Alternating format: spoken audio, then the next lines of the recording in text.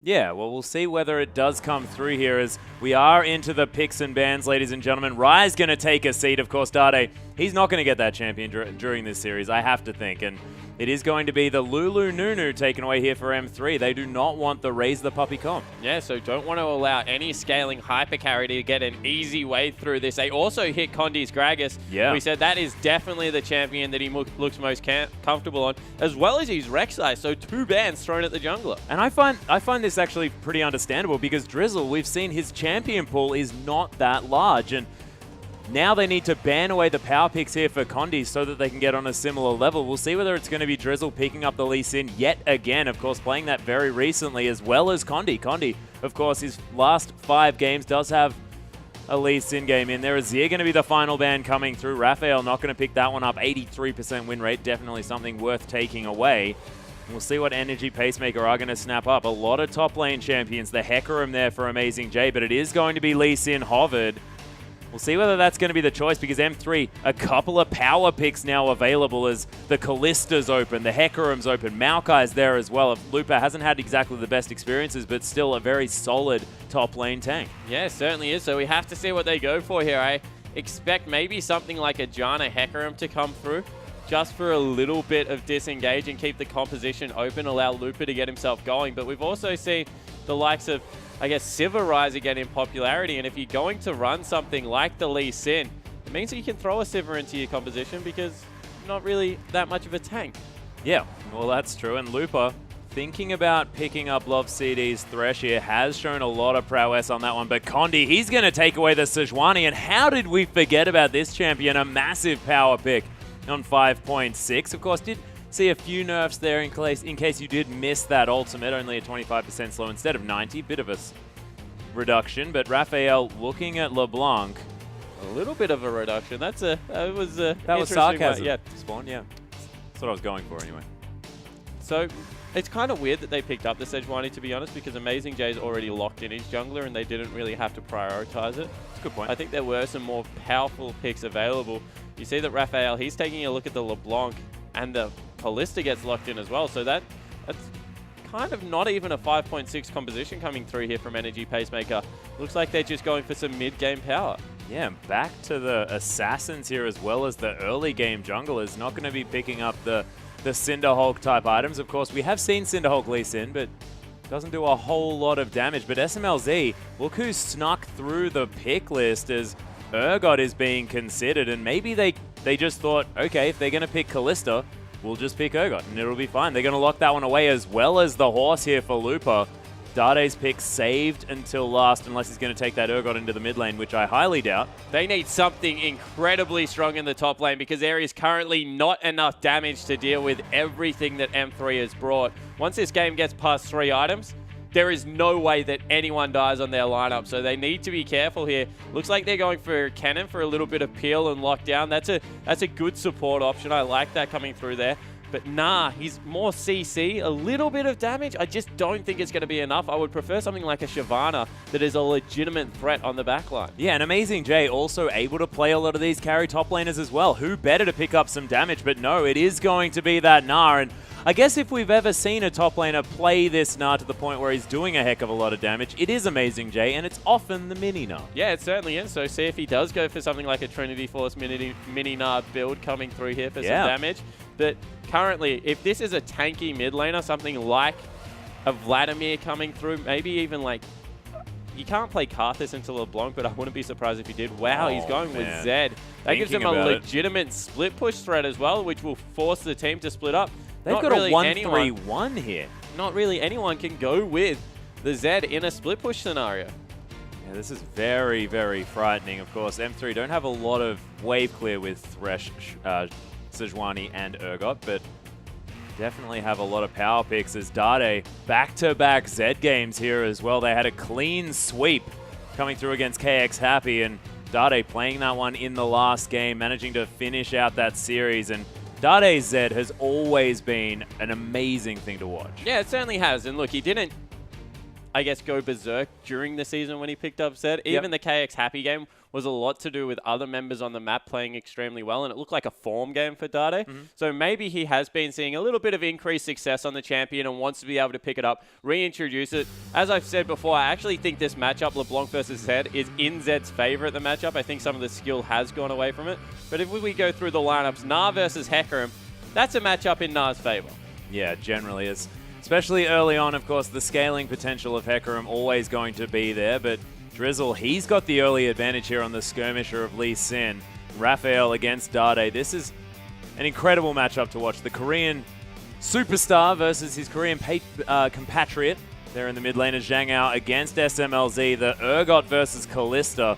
And that can be very hard for Kalista. Yeah, it certainly can, especially if Love CD is able to land any hooks early in the game. Yeah. They'll probably be going for a lane swap here. Try and shut Looper down even further because Nah, in that mini form, can definitely lane versus an AD carry.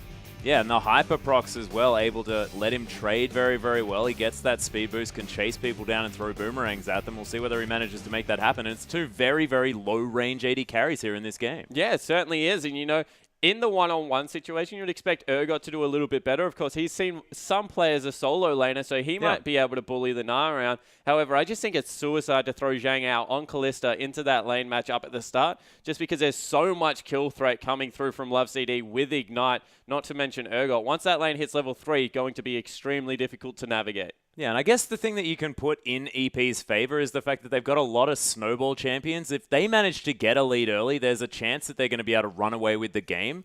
But how likely is that, honestly? Yeah, so you don't know. Maybe they get a good level 1 coming through. Maybe something else happens, but have to see exactly what works out. At the end of the day, even if they snowball, there's still kind of a timer on this game because of how well Hecarim as well as Urgot and Sejuani will scale. Yeah, exactly. But, ladies and gentlemen, let's waste no more time. Let's get on to the Rift.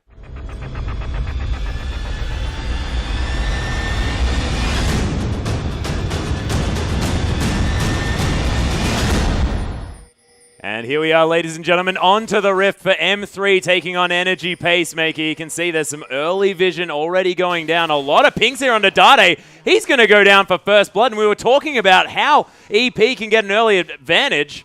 This is going to do it. Yeah, early advantage secured. Dade caught out of position. The rest of his team was on the top side of the map. The normal move is to counter-invade and get some wards down yourself. He must have known that he was going to be spotted and caught out there, so that will be an early first kill going over to Amazing J on Nah. Yeah, and Amazing J able to pick up another longsword, or at least his first longsword. Definitely a soldier there in the top lane. Got his sword, got his shield, and got some things to drink there as well. The extra potion going to be helping out, especially considering this is going to be a lane swap situation. Yeah, so it's actually Energy Pacemaker, M3 that swap away from Energy Pacemaker's bottom lane, and we'll have to see exactly how that one works out. We take a look in the mid lane. Dade, after dying, he's going to be looking to farm up a little bit. That's him. It's always an embarrassing moment when you die level 1. Yeah, not too great, of course. Not going to affect him too much as far as his 1v1 matchup goes in the mid lane. Not too much gold from that assist there for Raphael. But we'll see how it goes. Amazing J and Drizzle just going to hang out with one another. Love CD not finding too much there as he makes it a little bit late to the blue buff. That's the exact timer coming through. Knows exactly where they started. We'll be able to track them a little bit better. Probably knows now that Looper, he's safe to go down into that bottom lane if Love CD recalls as well. So we'll have to see how that one works out. And man, fast push here for Energy Pacemaker already with about a quarter of that turret's health down as Looper's going to get spotted out by the Sentinel. Definitely frightening when that comes through. Of course, not going to do any damage. Yeah, it certainly is. You hear the scream.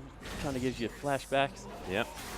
But Looper, this is a massive advantage towards M3. Even though Amazing J, he got the first blood, he's been relegated to following the jungle for a very long time. Looper, because of that fast push, was just able to go into the lane. There was no dive because Love CD had spotted them out.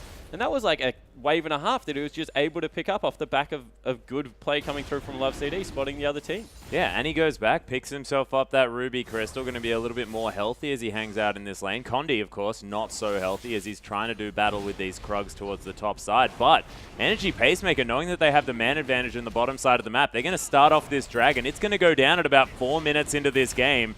EP already making some early moves here around these objectives. Of course, not going to be doing too much as far as getting them ahead globally early on, just because 6% stats doesn't work out too well when it's a Doran's ring. But the one thing that you do have to say is we said that there's a timer on this game, so if Energy Pacemaker can use the Dragon to force the pace, it's going to mean very good things for them late game. So picking up the first Dragon at only 4 minutes means that they're on track for like the 30-minute mark for the 5th Dragon, which suits their team composition extremely well.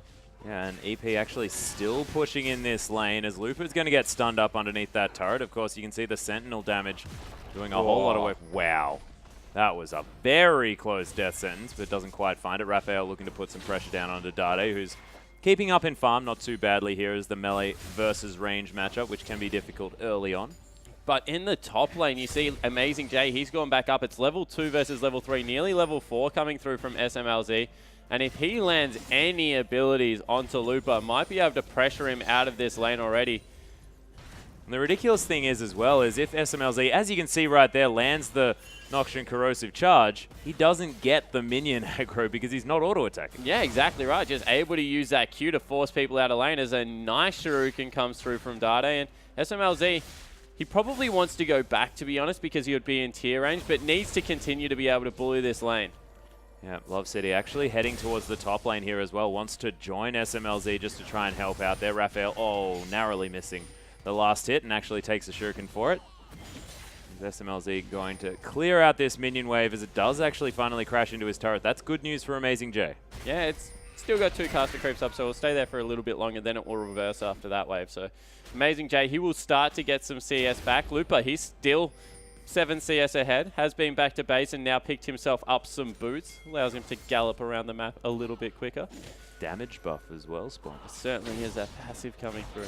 How exciting. The double dipping Atlas. Double dipping, Spawn. Beautiful stuff. Lupa is, of course, able to shove in this wave. We'll see whether Zhangao can keep it at a nice position. Was trying to fast push it before, but now looks like he wants to keep it there. Yeah, and there's no support here for Zhangao, so he still needs to be careful. Hasn't gone back to shop yet. Just on a Doran's Blade, and they're at the exact same level. So Lupa, he's playing it a little bit carefully, but if they continue to overextend in this bottom lane, might look to get a bit more aggressive. Yeah, and he's just seen the fact that Drizzle, he's on the bottom side of the map, but he's clearing out a pink ward at the moment. He can go aggressive if he wants, but has just pinged level 5. Now looking to just rampage through these creeps, and maybe just not really too worried about killing the Callista. If he's allowed to get farm, he's still ahead of Amazing J. Yeah, certainly is, especially because Condi on the top side of the map is just sitting in the tribe or us and forcing poor Amazing J off another creep wave. That's 2 creep waves. We said it was going to reverse. Now crashing into the turret, and they might even look to push this one down early. In response, they're trying to get some counter jungling done, but Condi, he's able to do that and zone at the same time. Yeah, Amazing J tried to pick up that Gromp with the Boomerang, but Smite a little bit stronger than that one. It is going to go Condi's way. The horse actually just roaming through the jungle here. You can see there's a lot of wards down for EP. They know exactly what's going on. So a very quiet early game coming through. Just that first blood. That's the only gold advantage. Everyone else relatively even. Dade, he's 3 CS behind, but has gone back, and they're once again looking for the dive in the top lane. Condi, stubborn about this one. He's sitting on top of a ward, needs to make sure he's not caught out. Yeah, doesn't have the Glacial Prison here as well. Hasn't been spotted. He must have seen that ward expire. There was a ward in the brush. It just died. He knows people are on their way. There are so many members. They're looking to catch him, but Lupa and Love City are there. Descents onto Raphael. We'll see whether Love City follows. It doesn't decide to, as Drizzle going to safeguard over the top. Ward is down there for M3 at the same time as Amazing J trying to clear out this wave. M3, they do back away, and the teleport used from Lupa to get him back into the bottom side. Yeah, so Lupa, he's a real beneficiary of all this attention coming through onto Amazing J, because meanwhile, he's able to farm up completely fine. The only response that could come through from M3, Energy Pacemaker, was Zhang Ao fast pushing that lane, and as soon as he does that, it means all Lupa has to do is burn the teleport, get back in the bottom lane, be able to pick up a whole wave of farm, and he's now still 10 CS ahead. And when it's 32-20, that's a pretty big deal. Yeah, that's a massive deal. As Amazing J relegated to farming out with that Boomerang, has to watch that caster minion die there as well. Drizzle looking for some wards down here, and the Dragon going to be up in another minute, of course. M3 may have had the timer there because many of the members did show themselves while the Dragon was going down. You see that buff actually come through, but Wolf Spirit caught out. Dangerous. Shane is going to proc there, but Raphael just getting some harassment down onto Dade. Yeah, so the Wolf Spirit actually caught out Dade there. Not Dade, sorry. Drizzle there as he went in, so Dade was able to spot him. A little bit of pressure in the mid lane. Ultimate's burned from both players. Yeah, Dade looking for something there, but we can't actually see what's going on as the blue buff now going to be started here from Condi.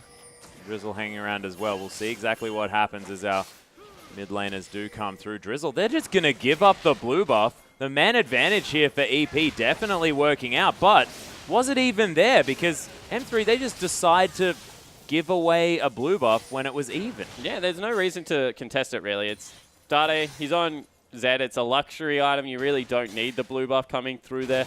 At this point in time, they're scaling up an Urgot who's got a tier. He's much better in the lane skirmishes than he actually is in the huge team fights. And Looper, he might have been caught out here. Yeah, or is he? As he's going to get some rampage Raphael's damage. there. Does just decide to use the ultimate in order to get out. Was doing some good damage back there under Amazing J, but you're right. Raphael probably able to take down the horse at this stage of the game. Barmy Cinder not too much tankiness. So M3, they do have this wave stopped quite near their turret. SMLZ able to farm this one out quite nicely. 86 to 80, oh, 84 to 87. Oh, he tags you again. My goodness. But Lightning Rush going to help get Shu out of range, these Acid Hunters. But every single time Shu gets tagged, it just means that in the end, Zhang Ao can't come up to the creep wave to CS, so the advantage goes across to SMLZ. He was 10 CS behind in this lane coming into it just because of how the lane swap have worked out. And now all of a sudden, two Acid Hunters tag, two Noxian Corrosive Charges tagged Shu, and they just force him off the wave twice. Yeah, Love CD hanging around here as well. Doesn't get hit by that Shuriken there as well as Zhang Ao trying to get some work done, but another Noxian Corrosive Charge to come through. SMLZ, despite not having the greatest win record on this champion, definitely doing some work here in the early stages. He's known as an Urgot player. It definitely wasn't his fault that the games come through. One in particular, I remember he performed very well and they just weren't able to get it done in the mid game. The other one, it was kind of, yeah, he was a contributing factor, but he definitely is known for being a fantastic Urgot main. So we'll see exactly how this works out going into this game. You just think that in the end, they're going to scale to a point that it's going to be very hard for Raphael to be able to kill anyone. As Dade, he swaps positions, now goes in. Yeah, there's the death mark down as well as the Shuriken's not going to land, and that's not going to do anything here to Raphael. Just shrugs it off, heads back to the lane and says, see you later, Dade. Yeah, so Dade actually a little bit too far forward, threw both Shurikens past Raphael there. Otherwise, you'd think it would have been a good trade coming through, and continue just farming in this bottom lane. SMLZ, once again, another tag coming through onto Shu, and he only fires out one. Shu just knows that he's owned after that point, so he actually retains a fair amount of mana. Yeah, SMLZ, of course, above half here. I mean, does want to be spamming the spells, of course, with the Manimune, but doesn't really matter. He can still get that stacking with the auto attack. Yeah, exactly right. But they started off another dragon here. Without Dade's ultimate, you think that M3 probably have to let this one go. Condi's still in base, so that will be the second dragon, 12 minutes. Couple of minutes past the spawn time, but it will be picked up. Yeah, and Zhang Ao, of course, was there for some security with this Rend, but unnecessary as Drizzle's able to take down the dragon. Decides to hold on to his smite, wants to be able to pick up some buffs here from the camps around, and might be looking for some sort of dive onto Dade, but it is very difficult to lock down a Zed, but may find Condi. Yeah, so Condi, he's able to sweep out that world, knows roughly where Drizzle is. At this point in the game, Lee Sin probably doesn't even have the skirmishing advantage over the Sejuani, of course, who does a lot of damage over time and is relatively tanky as the hook misses in the bottom lane. And we've had absolutely no action, Atlas, but M3, after giving up first blood with 3 assists, I believe, 2 assists, they've managed to crawl their way into a slight gold lead. Yeah, and this is with that first blood going down, so managing to get back through here. Of course, you have to mention that there are 2 dragons down here for Energy Pacemaker, and that is going to be more meaningful heading throughout this game. But you've mentioned time and time again, EP are the team with the early game advantage, so they should be getting these dragons. Yeah, exactly right. They need to be the ones that are proactive in their movements. M3, they're probably happy to give away up to the 3rd one. 4th is the one where you really have to contest. But with the way that they're going to play the mid game, the 1-3-1 split push style that you mentioned, and the fact that it is so hard to engage onto Urgot Sejuani, probably means that they might just get it from better map movements. We have to see how this one plays out. As Drizzle, he's trying to hand over the blue buff to Raphael there in the mid lane. We'll probably look to then once again invade onto the blue of that M3. Was so close. Barmy Cinder actually doing some work. The Cinderhawk actually completed here for Drizzle. So going for the 0 damage Lee Sin build. Just wants to be a kick bot, smacking people around, but he's going to be very tanky here on this jungler. Yeah, the problem I have with this build is ever since Lee Sin's E got changed to not reduce attack speed, it hurt his late game. So if you go the Cinderhawk, you really are just that, yeah, really don't do much. It's Amazing J, he's been caught out just slightly there. Condi was coming in for reinforcements. They might look for the turret dive now. Yeah, there's a lot of damage coming through from Looper, of course. Just standing next to him is painful, of course, now that he has the Cinderhawk completed. The Smite Teleport Hecarim, if you do have a spare slot for a Summoner spell, pretty good to pick up that Smite now in the top lane. And Hecarim never really had much need of the Flash. Yeah, exactly right. We saw the popularity of Ignite Teleport before the Smite changes even came through. Ignite still maybe tiny bit better in lane, but Smite late game so much better, so versatile of a Summoner spell. As we see, Raphael, he's trying to clear out that pink ward. Dade wants nothing to do with it. Trying to poke him off there. Lands a couple of shurikens, actually. He's at half health. Needs to be careful now. Yeah, getting him in range of that death mark there as well. Dade with the Brutalizer completed as well. Going to have a lot of armor penetration, a lot of extra damage here. Sort of the mid-game ideal items here at about the 15-minute mark. Nicely done here by Dade, who's been farming relatively well. We saw him just recently with the engage not working out quite so well, but we'll see whether he can continue to improve that one. M3 going to clear out some vision around here as well as Condi and Love CD. Hanging out together, trying to make sure that Dade is going to be safe here and able to... Oh, the face check coming through. Condi. Yeah, Condi's going to get stunned up. There's the Slicing Maelstrom, but takes the Lantern. And the Piggy's going to be safe as Raphael going to clear out another ward. There are a lot of sweepings going on. There certainly isn't. They're just jockeying for position around the mid lane. You feel if Raphael is able to get ahead in this lane, he'll have a lot of impact in these mid-game team fights. As opposed to a Zed, you always want Dade ahead just because of the fact that he's the split pusher on the team. If he's ahead, it's very hard to deal with that part of the strategy that M3 has brought. So a high priority being put on both of it. Once again, very self-sufficient AD carry. Zhang, Ao, and SMLZ. You see, they're in the bottom lane. They're just happy to continue to farm this one out.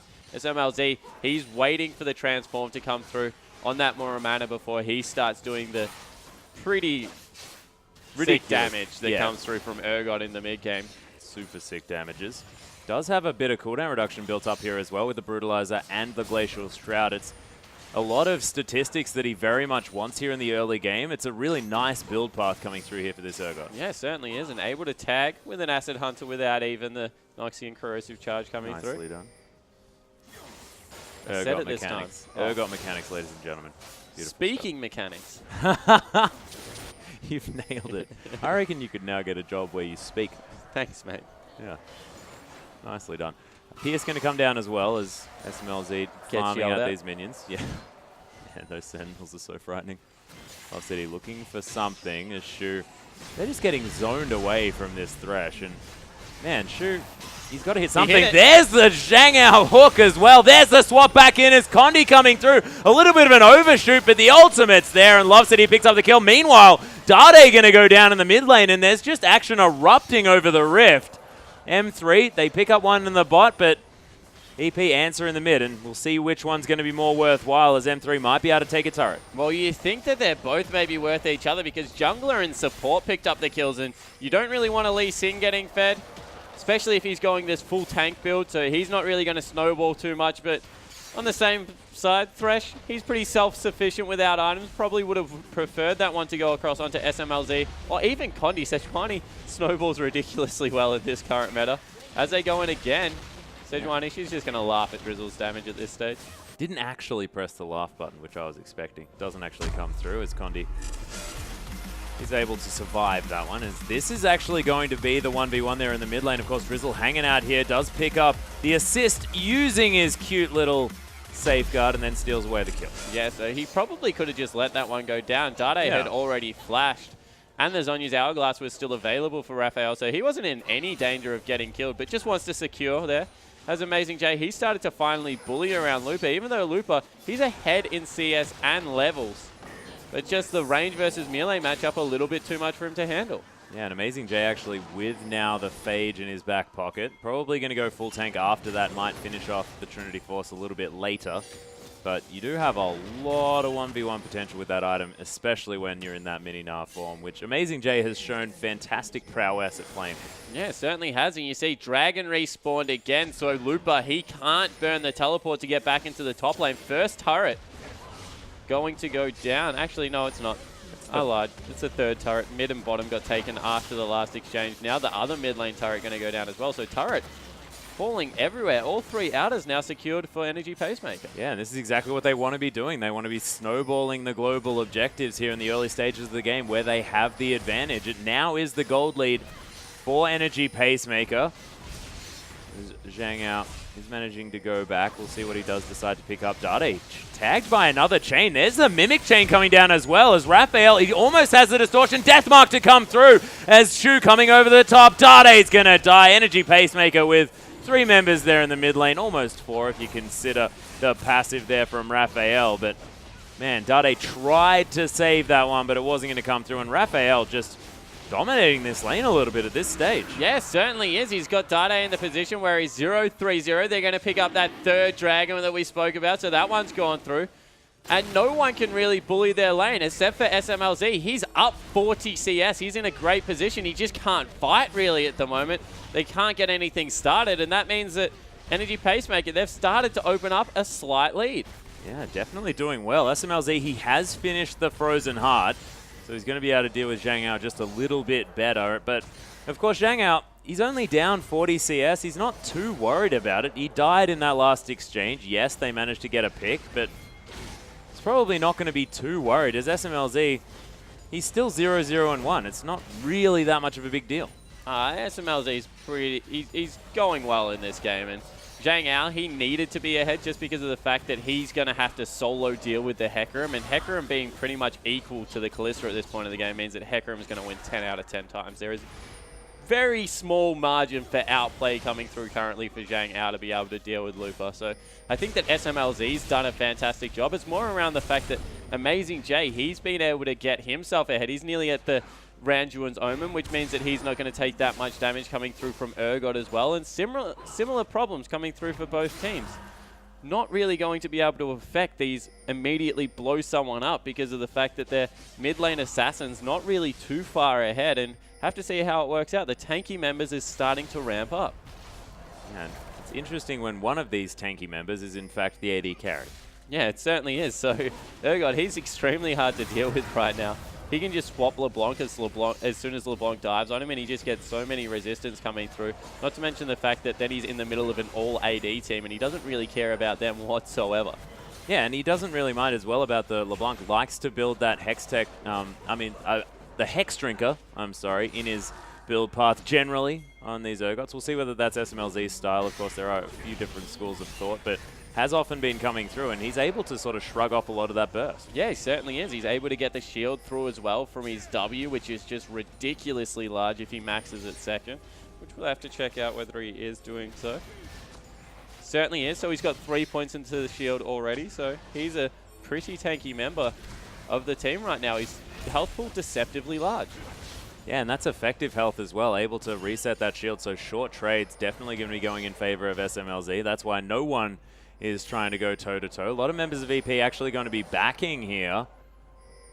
And you can see they've already started the 1-3-1 split push. They've got Urgot, they've got Love CD as well as Condi in that mid lane. And Dade, he's spotted out Raphael, probably doesn't want that fight still. Yeah, Chain's going to land. He does swap away from the distortion though, as there's the Zhonya's. Maybe a little bit early here for Raphael, but Dade going for it. He gets exhausted, picks up the kill. Shu tries to take him down. One more auto attack will do it. He looks for the lightning rush, gets over there and picks it up. But the 1v1 still managing to go through here for Dade. Yeah, 1-for-1 for Dade. They lose a turret in the mid lane. Will they lose more? They're trying to get a flank with Gnar, but he needs to be careful that the engage doesn't come through. Yeah, Drizzle looking to come through. There's the Gnar into the wall. The wallop onto SMLZ. He gets kicked and stunned up against that one as Condi throws out the ultimate. Drizzle in a lot of trouble. Amazing J takes down Lupa. He's so low, gets destroyed here by this Gnar. Condi and SMLZ trying to escape. SMLZ so tanky though as Love City coming through. It's a nice play. Amazing J gonna fall down and shoot. He doesn't have a lot of damage. Zhang Ao's the focus. Noxy and corrosive charge coming through. Is SMLZ able to do it? No, not quite.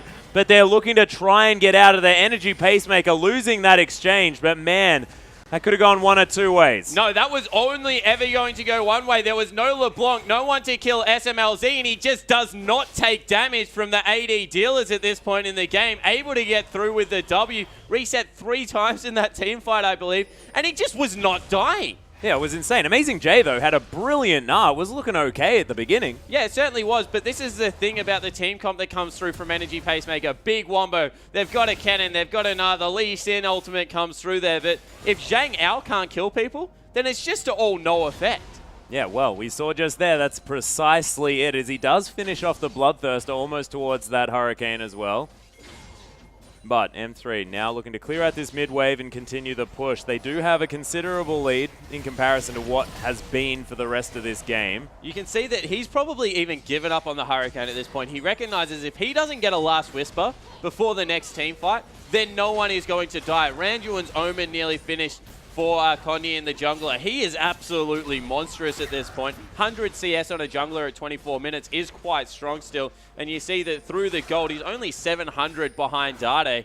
500 behind Lupa. He's a legitimate threat on Sejuani coming in there. And we just talk about it all the time. Lee Sin, he doesn't do much on this patch unless you get a fantastic kick late game. Really isn't known for a great damage threat. Struggles to peel since the attack speed reduction's been moved. And 40 seconds now on the next Dragon. And you think M3, 2,000 gold league, they're now in a position to contest. Well, of course they are. That's a Muramana transform coming through. Lupa just picked up the Trinity Force. This is a massive power spike. Dade even just finished the Blade of the Ruined King. Yeah, so they're in the perfect position. We said if they can get to it around the 3rd Dragon mark, not give up that 4th one, they will be in good stead as Dade, he gets chunked a little bit. I think he needs a Hexdrinker actually in this team comp because it seems to be the fact that they want to answer the LeBlanc to him, and it's a very cost-efficient pickup. Gives you some nice AD as well through there, so we'll see whether he does make that move. But 6 seconds on the Dragon, M3 in perfect position.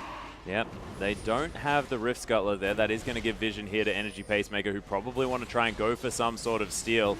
Need to keep this monopoly on the Dragon, but M3 are going to be pulling that one out. Condi's around as well. 4 members. Dade is going to join Energy Pacemaker. They want to fight for this one. Is Dragon actually going to reset back into the pit? Love City lands the Death Sentence. Drizzle not even going to try.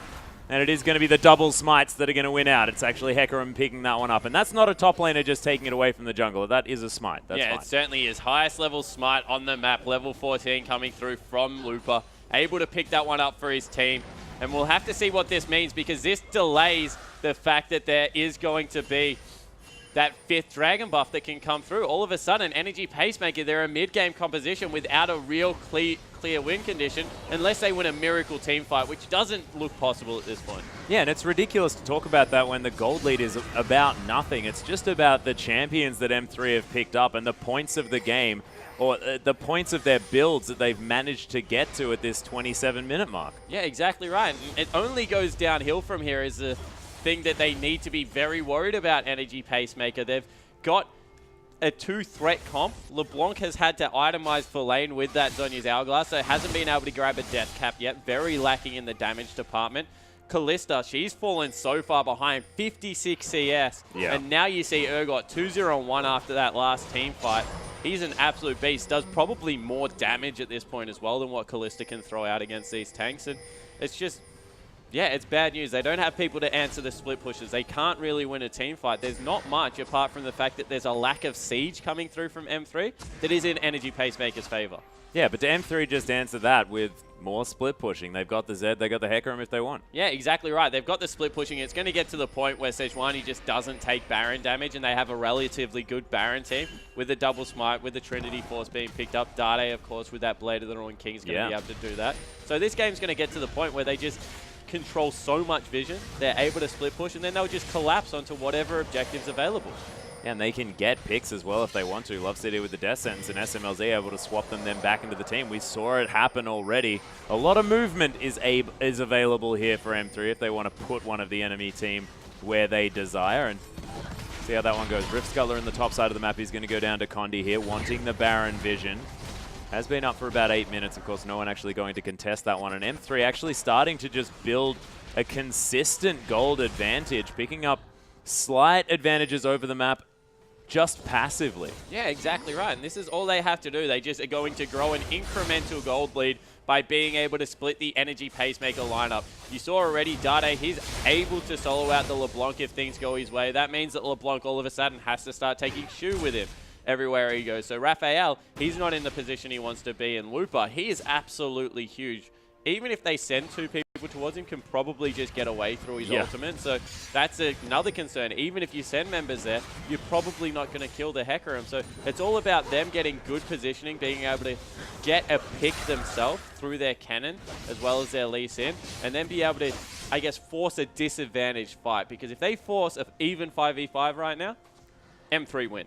Yeah, it looks to me like there's not very much of a hope, as Dade, he even has the Ghost Blade now as well, only going to be more difficult to stop as far as that split push is concerned that you were talking about before. Zhang Yao able to use his Hurricane that he decided to complete, leaves the longsword there.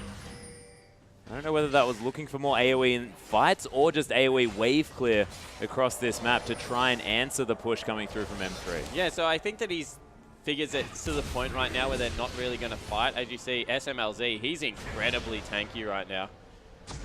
And we'll have to see whether they can actually burst him off the rift. But I think he just thought they're not going to fight for another 10-ish minutes. Probably next Dragon is theirs regardless of whether I get the last Whisper. Let's just continue to farm up. Hurricane's going to be very useful for pushing out those waves, and then I'll get myself to the last Whisper as my next item. Problem is, he becomes a legitimate swap threat now. SMLZ knows that there is no QSS finished up for this Kalista. If ever he is caught out of position, he's in the middle of the team straight away. And there's not going to be a lot QSS for quite some time as well, as you mentioned. I mean, that last Whisper is a very, very important item here for him. And unless he decides to forego that even further, but that is just going to delay his relevance even longer this game. Yeah, exactly right. And you see, they're the ones now jockeying for position around Baron, trying to play with vision, trying to make M3 come to them so they can get that pick, but I just don't know how it's going to work out, Atlas. They might have caught Condi. Yeah, they're looking for something, but catching a Sejuani at this stage of the game is a long process. Yeah, it certainly is. It's one of those things that you don't expect immediate results, but if you persevere, you can get somewhere in the end. Potentially. You might have M3 saunter over in the 20 minutes that it takes to kill the Sejuani. But there are some item timings coming through here. We mentioned the Ghost Blade, but Black Cleaver now done for SMLZ. And not only is that going to increase the Urgot damage by a whole lot, that'll mean that Dade can even pick up even more kills throughout these fights. Yeah, exactly right. And that's why Dade was free to go Yomu. You normally see Dade, if he's actually a team fighting Zed, which is why it's so good that he's been happy to pick up this split pushing in this part of the game. He normally goes to Black Cleaver, but because Urgot is able to grab that one in these team fights, he's going to be tagging it. Dade can go a very selfish, gold-efficient build here, and that just gives him even more kill threat in the one-on-one. Yeah, and Raphael, not going to have to deal with him just yet. Of course, the Zhonya's Hourglass does help quite a lot, but we saw, despite having that item, it was still a bit of a worry here. But you look already, 3 members, they recognize that Raphael, he can't go toe-to-toe with Dade right now. The scary thing is, with Baron position, they go in, they can just go on Baron now. Yeah, Dade's looking to pick up the kill here. Of course, the Zhonya's was around Dade. He might go back to his previous shadow. He does. Raphael, he's going to die, and Dade, with the beautiful outplay, picks up another 1-for-1. And I actually can't believe they just didn't run straight towards Baron. 3 members in the bottom lane. They would have been able to take it down. Lupa had teleport. Even if Lupa just had teleported in, probably could have helped Dade win the fight, to be honest, because you saw 3 against 1, still able to pick up a kill. Yeah, it might have been M3 respecting the fact that that 4th Dragon was available for Energy Pacemaker, but I think you're exactly right. The Baron was an opportunity here. They can at least head around and pick up some extra vision. There is a lot available for EP. They do know exactly what's going around that pit. And Energy Pacemaker, you have to say, to their credit, has been their warding this game around the relevant areas. You can see, of course, the warding for Dade in the split push in the bottom lane, pretty good. Here for M3, they've got 4 pink wards around that side of the map. But Energy Pacemaker have been sort of known to lose out on the warding. Yeah, they certainly have, and they're doing a good job on the top side of the map right now. Of course, that wasn't really the objective, so M3 were able to move in. Now that it is the objective, they've put Lupa in the bottom lane, so he has a teleport available to be able to impact that side of the map. And Dade, he's grabbed himself a QSS before he's even got the Merc Treads, wants to be able to instantly cleanse out of that CC. And Dade, he's normally the biggest advocate of Mercury Treads. Yeah. As Lupa, yeah, you're not going to be able to kill that guy. He's just going to gallop away. But that does mean that Zhang Yao does pick up a red buff. So instead of killing both of those members of Energy Pacemaker, at least Lupa did run away. That is to their credit. M3, though, clearing out this Rift Scuttler as well as Raphael going to sweep out some wards. SMLZ able to take down that pink ward finally. And see whether M3 go for a Baron or whether they're just looking to solidify some vision and set some sort of trap up here for Energy Pacemaker. But do you have a feeling that M3 might be able to just go for that Baron, try and tear it apart? Well, they're just trying to secure vision around it. You mentioned the pick capability that comes out of an Urgot, comes out of a Thresh, so they're pretty confident in that way that if they deny vision, they're going to be able to get something good eventually. And they're continuing to scale. No one's hit a 6-item threshold. Hecarim, he only gets scarier from this point of the game. Sejuani continues to scale up past Lee Sin. So in the end, sure, they can play around Baron, they can try and force the objective, but nothing really is on a timer here for M3. They can just continue to do what they're doing and get small advantages. Yeah, and Condi actually was just in vision going back. Love CD does get a ward over the pit as Death Sentence going to start off the Baron. Shu gets a little bit bothered, but Lightning Rush going to help him out there. And so he's able to get away. They'll sweep out some vision around here. Of course, that Rift Scuttler not able to get rid of that vision as once again they run into another Sentinel. And they have to be very careful here, Energy Pacemaker. One person going down is a nightmare because cross-map objectives are really in the favor of M3. No one can really go near Hecarim now. He's finished up that Frozen Heart. Nah, he's extremely tanky in his own right. Probably not going to be the first member to die, Amazing J, as he's got a Warmogs and a Thornmail. Yeah, pretty ridiculous. So he's pretty strong, but it's just, once again, it's not a tank threat that they lack. It's a very low damage composition. It's a confusingly low damage composition coming through from EP. Yeah, and it's hard to say that a sort of Callista LeBlanc comp is low damage. But when you've got tanky members like this, super tanks available, that is definitely it. As Drizzle's going to get Death and stuff. This tanky Lee Sin, not looking as tanky as he otherwise would be, but he's going to survive for now. Dade picks up Zhang Hao, though, with a casual shuriken. Amazing J, wallop onto Lupa, saving Raphael there, but there's the ultimate. Charged back into the team as Love City flashes over. There's the box, a massive slow, beautiful wallop. Amazing J trying to survive, but Condi with the Arctic Assault locks down the kill, and Raphael and Shu, the only members alive, and M3, it's their time to Baron. Yeah, 3 for nothing. They deny vision. They get the pick. In the end, they even ignored the fact that there was a Drizzle in their backline. They just ran straight past Dade, deleted Zhang Hao, and they're going to grab the objective for themselves. Very good team fight coming through from M3, and they've got a 7,000 gold lead now. Yeah, and that Baron is only going to help with both the split push and just their sieging ability. We talk about Urgot comps, doesn't have a whole lot of siege. Baroned up minions, they are siege. That is exactly what they're going to be doing here as M3 now going to continue. And when you've got a split-pushing team comp with Baron, it's disgusting. Yeah, all 3 waves get, I guess, pushed at the same time. The fact that they've got high mobility as well from their Hecarim and their Zed means that they'll be able to get to a fight if it breaks out. Because let's get realistic. There's a QSS now on the Urgot. He's not going to die straight away. Love CD, he's kind of squishy. You might be able to blow him up, but there's no way you're chunking out Condi early either. So if a fight even does break out in the lane with the 3 members, there's a very real possibility that Hecarim and Zed still get there before you win it. Yeah, Zhang Hao, I mean, to his credit, does now have that Quicksilver Sash. And he's at least getting some farm on this map. That was one Acid Hunter coming through. Half the health of Raphael. He's been completely forced out of this one. Going back already. Dragon up in 50 seconds. And that's all you can really say for EP. Sneak 2 Dragon somehow and win the game. But M3, they don't look like they want that to happen at all. Yeah, if they go towards that Dragon Pit, though, M3 are just going to tear these turrets apart. Look at Dade. That's 3 auto attacks, and a third of that turret's health is no longer there. Raphael looking for something, but M3 just going to rotate mid, pick up that one easy as you like. The top wave does seem to be pushing here for M3 as well, as they might start up some sort of siege on the inhibitor turrets, but not going to be the stage. They just want to pick up every bit of standing gold on this map and then push through with a 10,000 gold lead that will just occur from that situation. Yeah, exactly right. And SMLZ grabbed himself a blue buff. I'm surprised they weren't doing this earlier with Urgot being on the bottom side of the map, is give SMLZ the blue buff. He's 370 CS, a very rich man. does a lot of damage still to the squishy members. If he's just able to spam out underneath turret, he's going to do ridiculous amounts of damage. You can see now, doesn't really care at the fact that he's got a very low range here on this Urgot, able to walk up to this turret, takes out the last inner of the game here for M3. 6 turrets to 3 now in their favor. It's more than a 10,000 gold leader's shoe.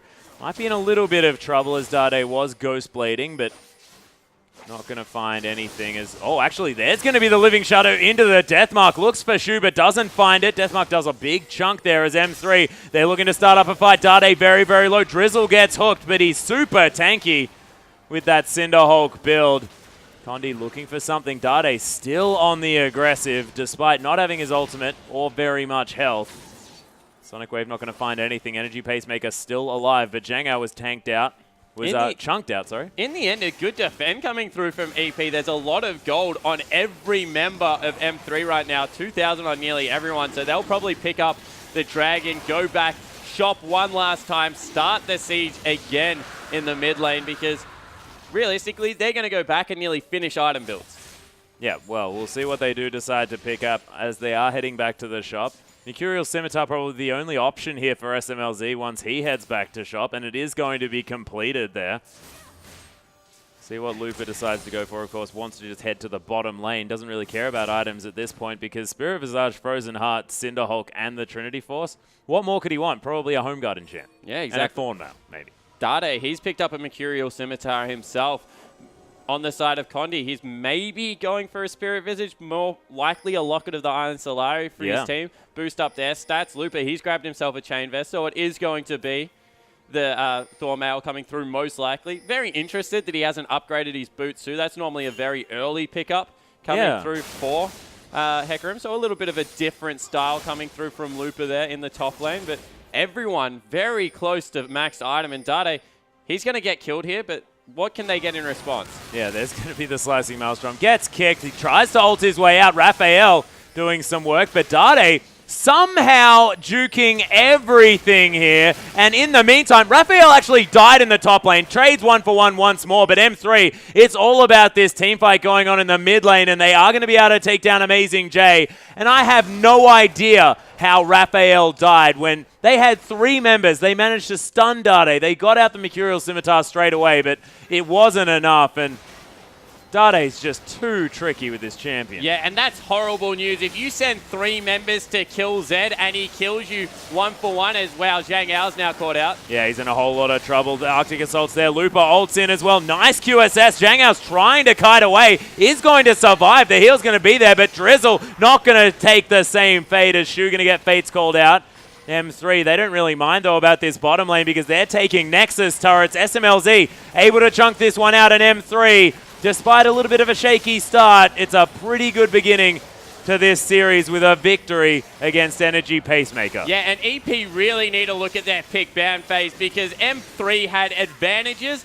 Not the game, of course, because you still have to execute, but advantages from the get-go in that one. Unless EP were able to just continue to rapidly accelerate the pace of that game, it was never going to go in their favor. M3 were just going to outscale and get ahead. Yeah, and the thing that's ridiculous is EP, they got the dream start. They got the pick onto Dade very, very early on. Raphael had an inherent advantage. EP were looking okay. They had 2 dragons to nothing, managed to sneak them away very, very early, but then things just fell apart, and this is a lot to do with the Energy Pacemaker's story. It's nice plans early, things tend to work out, and then it all sort of falls apart. Yeah, exactly right. Played way too early game for the 5.6 pack, and they were made to pay. They certainly were, but ladies and gentlemen, this is a best of 5. We're going to take a short break, but we'll be back very, very soon with Game 2, M3 taking on Energy Pacemaker.